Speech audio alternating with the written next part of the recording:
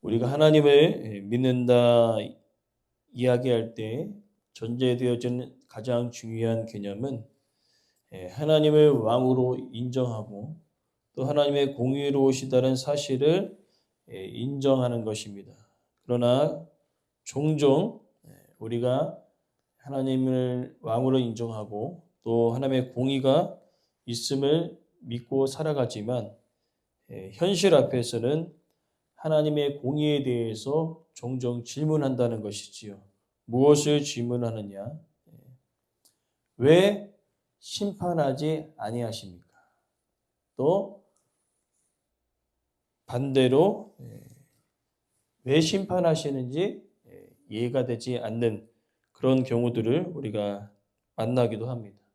성경에 보면 노아의 홍수의 사건과 소돔과 고모라의 멸망과 가나안 땅 지역에 있는 백성들이 이스라엘 백성들이 쳐들어가면서 점령해 나가는 그 사건 가운데 그 당시에 그 점령에 들어가면서 심판을 당했던 사람들과 또 그들 가운데 의롭게 살아가는 자들은 반대의 개념이라는 겁니다. 심판을 당하는 자들은 왜 우리를 심판하실까? 또 심판당하지 않는 그 악인들 가운데 고난을 당하고 있는 의인들은 왜 하나님은 가만히 계실까? 반대의 개념이라는 것이지요. 그러면서 오늘 본문의 내용은 그 이야기를 다루고 있습니다. 심판을 당하는 자들, 왜 우리를 심판하실까?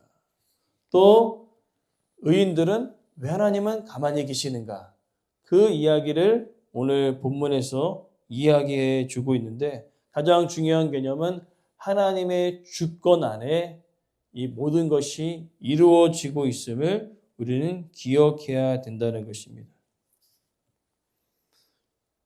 그것을 기억하지 못할 때 악인들의 형통과 또 악인들이 의인을 밟는 그 상황 속에서도 우리가 여전히 하나님께 기도할 수 있는 근거가 되어진다는 것이죠. 그러면서 오늘 본문은 그런 하나님의 공의에 대한 확신에 대하여 세 가지의 교훈을 우리 가운데 주고 있음을 이야기합니다. 그래서 1절부터 7절의 내용과 또 8절부터 15절의 내용, 16절에서 23절의 내용, 총 세 가지로 하나님의 공의를 확신할 것을 이야기하고 있는데 오늘 이 세 가지의 교훈을 통하여서 불의한 세상 가운데 우리는 살아가지만 하나님의 공의를 확신하며 끝까지 기도할 수 있는 우리의 삶이 되길 간절히 소망합니다. 먼저는 오늘 본문에 하나님의 확신 가운데 하나님께 기도할 것을 이야기합니다. 오늘 본문을 보니까요, 특별히 하나님에 대하여서 어떠한 표현을 쓰고 있는지를 이야기하고 있습니다. 1절에 복수하시는 하나님, 두 번 표현하고 있습니다. 복수하시는 하나님. 그 다음에 2절에는 세계를 심판하시는 주님. 복수하시고 세계를 심판하신다. 오늘 여기에서 우리가 기억할 것은 하나님께서 오늘 우리 인간과 같이 감정적으로 마음이 상해서 상대방을 보복하고 앙가큼한다는 의미가 아니고요. 당한 대로 내 감정이 풀릴 때까지 갚아버린다라는 그런 의미도 아니고요. 분명한 기준에 따라 보응하시는 공의로우신 하나님의 심판을 의미하고 있습니다. 즉 우리들은 당한 것보다 더 많이 다른 사람들에게 갚기를 원하지 않습니까? 감정적인 기복에 따라 사람을 대하지 않습니까? 그러나 하나님은요, 정확한 기준에 의해서 공의대로 심판하시기 때문에 당하는 사람은요, 어떻게 할 말이 없다는 겁니다. 왜냐하면 분명한 기준과 함께 그것을 갚으시기 때문에 그 누구도 하나님 공의 앞에 억울합니다 라고 이야기할 자가 단 한 명도 없다는 것이지. 그러한 하나님을 우리가 기억하면서 사랑의 하나님도 기억해야 되지만 공의의 하나님도 우리가 기억해야 할 이유는 사랑의 하나님만 기억하다 보면 우리는 방자해질 수 있다는 거죠. 마음대로 살아간다는 겁니다. 하나님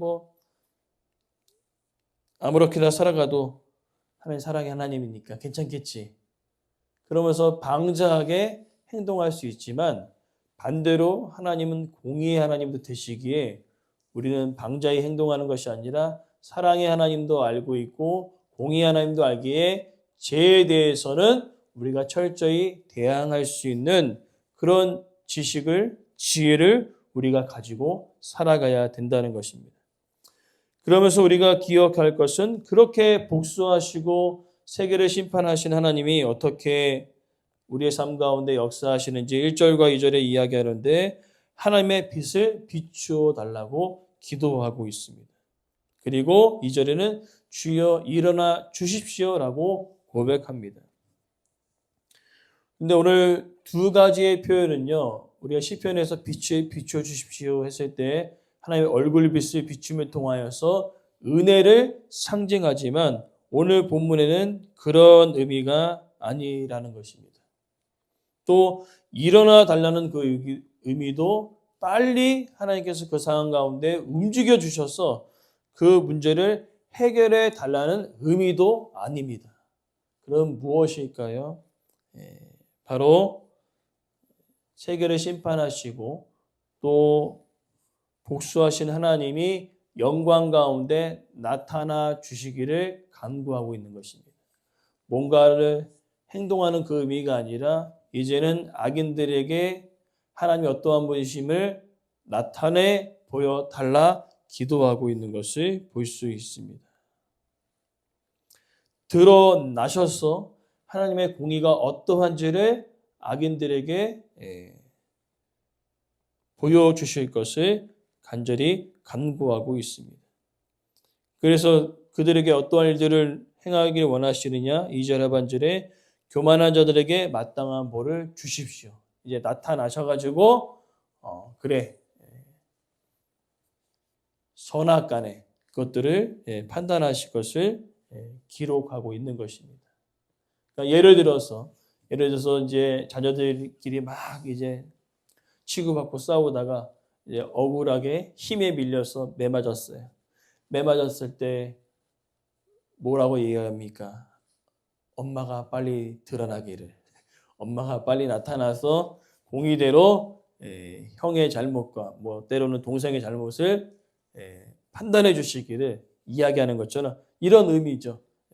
시편 기자가 기도하는 겁니다. 하나님, 지금 악인들이 이렇게 교만하게 행동하고 있는데 빨리 나타나셔갖고 선악간에 이렇게 저렇게 공의대로 판단해 주실 것을 기도하고 있는 것입니다. 그러면서 느껴지는 현재의 감정, 그죠? 현재의 감정은 3절에 언제까지입니까? 언제까지입니까? 라고 두 번 반복한 이유는 뭐냐면은 나타나신 겁니까? 나타나지 아니하신 겁니까? 나타나지 않은 거죠. 답답한 거죠. 그래서 4절부터 6절의 내용은요, 나타나지 않음을 통하여서 악인들이 지금 현재 어떻게 행동하고 있는지를 보여주고 있는데 마구마구 떠들고 있습니다. 오만하게 떠듭니다. 자만합니다. 그래서 주의 백성들을 짓밟아버리고 있습니다. 6절 말씀, 가부와 나그네와 고아들을 살해하고 죽이고 있습니다. 왜 그렇습니까? 아직 안 나타나셨어요. 그리고 악인들은 세력이 더 강해졌습니다. 그리고 마구마구 떠들어대는 거죠. 뭘 떠들어댔을까요? 무엇을 도대체 떠들어댔을까요? 7절 말씀에 기록되어 있습니다. 말하기를. 그들이 말하는 거죠. 뭐라고 얘기하냐? 여호와가 보지 못한다. 여호와가 알지 못한다. 우리가 그렇게 고아와 가부와 연약한 자들을 집 밟아버리고 죽일 때 아무 일도 일어나지 않는다는 겁니다. 그러면서 얘기하는 거죠. 하나님이 과연 어디 계신가? 그러면서 그들은요, 무엇을 기억하지 않는 겁니까? 공의대로 심판하신 하나님을 기억하지 않는 것이죠. 하나님이 없다고 이야기하는 겁니다. 그럼에도 불구하고 오늘 본문 시편의 기자는 그럼에도 불구하고 아직 나타나지 아니하셨지만 반드시 하나님은 나타나심을 확신하며 끝까지 기도할 것을 이야기하고 있습니다. 그러면서 8절부터 15절의 내용은요. 그렇다면 그렇게 기도할 수 있는 그 이유가 무엇인가? 그죠? 악인들이 계속 떠들어대지 않습니까? 고아와 가보와 연약한 자를 집 밟아버리고 죽이면서 하나님 없다. 공의 하나님 없다라고 얘기했을 때 그러면은 그 말에 대하여서 내가 확신을 가지고 기도할 수 있는 이유가 분명히 있어야 되지 않겠습니까? 그 이유를 8절에서 15절까지 밝히고 있는데 크게 두 가지 내용입니다. 8절부터 11절의 내용은 하나님은 모르지 않는다. 그리고 12절부터 15절은 하나님은 버리지 아니하신다. 이 두 가지 내용을 우리가 보자면요. 9절 말씀을 읽어보면 귀를 지으시니가 듣지 아니하시리라. 눈을 만드시니가 보지 아니하시리라.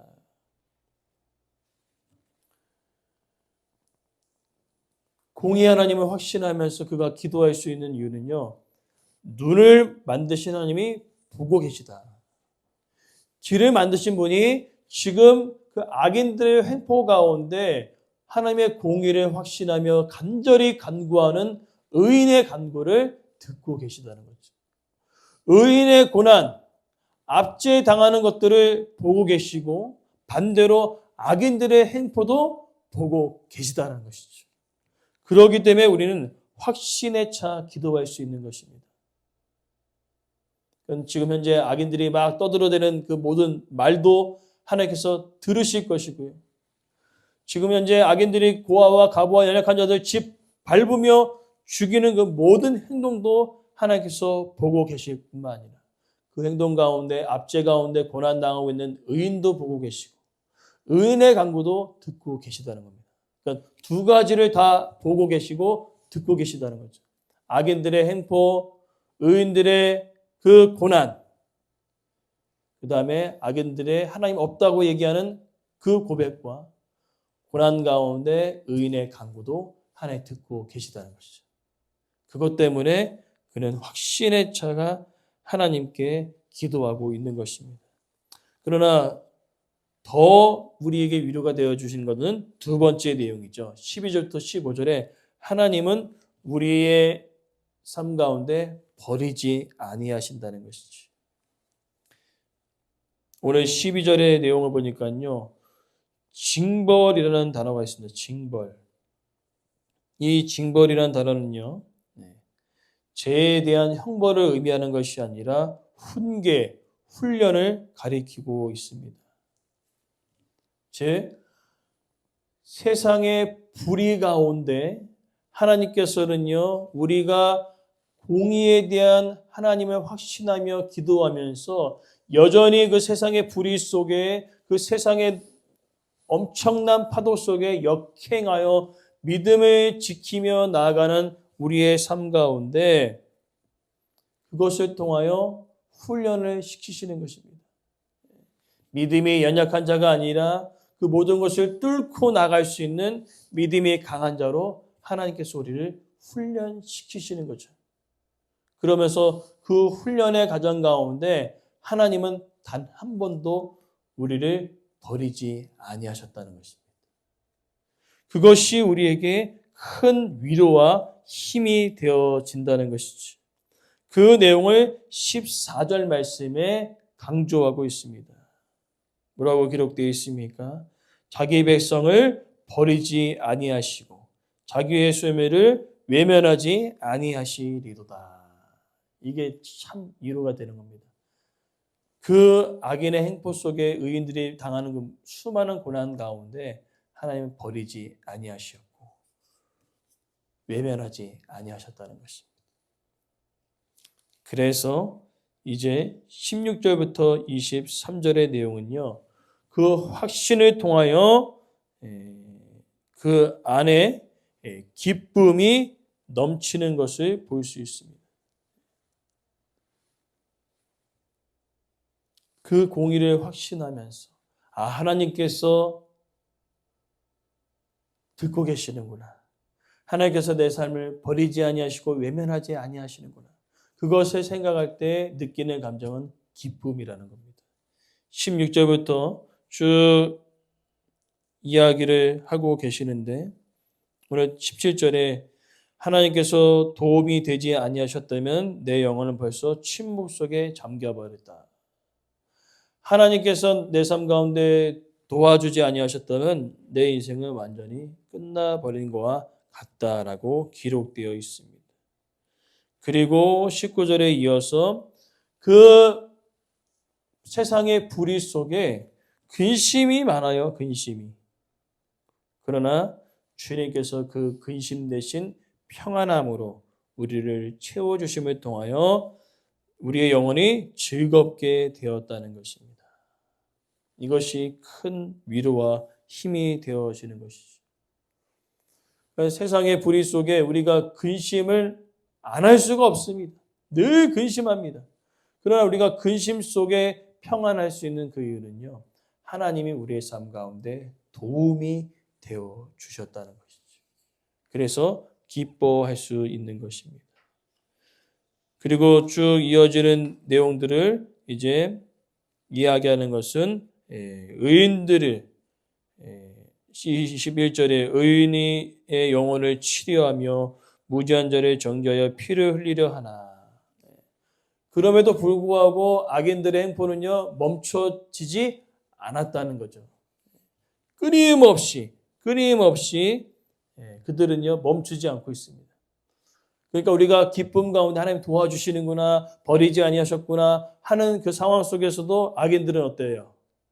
끝까지 발악을 하며 우리를 핍박하는 것을 멈추지 않고 있는 것입니다. 그러나 22절에 놀라운 위로가 되는 것은 그러한 중에 하나님께서 우리의 요새이시고 피할 반석이 되어 주셨다는 것입니다. 그리고 행한 대로 하나님께서 갚으십니다. 아까 공의 하나님 우리가 기억하라 했는데 23절에 그 하나님의 공의가 드디어 나타납니다. 그 죄악을 그들에게 되돌려 주십니다. 그들의 악을 끊어 버리십니다. 하나님의 공의가 실현되어지는 것이죠. 근데 이 23절까지 가기가 힘들어요. 보니까 1절부터 22절까지 하나님의 공의가 실현되기까지 수많은 어려움들이 있었습니다. 악인들의 행포는 계속되어지고 그 다음에 계속 짓거리는 거죠. 하나님은 없다. 너희들가 믿는 하나님은 지금 안 계신다. 왜? 우리가 계속적으로 악을 행하는데도 불구하고 고아 가부와 약한 자들을 죽이고 압제하는데도 불구하고 우리는 떵떵거리며 잘 살고 있다.